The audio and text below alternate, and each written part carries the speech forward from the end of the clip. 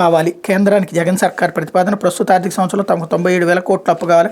కేంద్ర ప్రభుత్వానికి జగన్ సర్కార్ ప్రతిపాదన పంపి దీనిపై సోమవారం కేంద్ర నిర్ణయం వెలువరించే అవకాశం ఉందని భావిస్తున్నారు. ఆర్థిక సంవత్సరం ప్రారంభంలోనే అడ్హాక్ ప్రతిపాదన 4,000 కోట్లకు అనుమతి తెచ్చుకుని వాటిని వాడేశారు. ఇప్పుడు పూర్తి స్థాయిలో అనుమతుల కోసం ఈ ప్రతిపాదనను పంపారు. ఇందులో ఇప్పటికి అనుమతులు వచ్చిన మొత్తం మినహాయించి మిగిలిన 93,000 కోట్లలో కేంద్రం ఎంత మొత్తానికి అనుమతిస్తుందో వేచి చూడాలి. గత ఆర్థిక సంవత్సరంలో నెలకు సగటున 5,700 కోట్ల రూపాయలు చొప్పున మొత్తం 68,400 కోట్ల అప్పులకు రాష్ట్రానికి కేంద్రం అనుమతి ఇచ్చింది. కానీ ఈసారి ఏకంగా 97,000 కోట్లు అడుగుతున్నారు.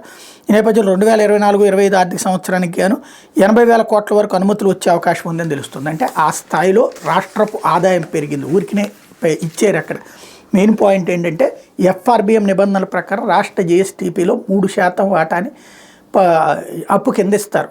అది లాస్ట్ ట్రిప్ కంటే ఈ ట్రిప్ ఆదాయం పెరిగింది అన్నది అసలు నిజం. అది అంటే పాజిటివ్గా రాస్తే అసలు అది, కానీ నెగిటివ్గా రాసుకొని రావడం ద్వారా ప్రజల్ని తప్పుదోవ పట్టించడమే వీళ్ళ ఎజెండా కాబట్టి అదే కోణంలో నడుస్తుంది. ఇది దినపత్రికలో వచ్చిన వార్తలు.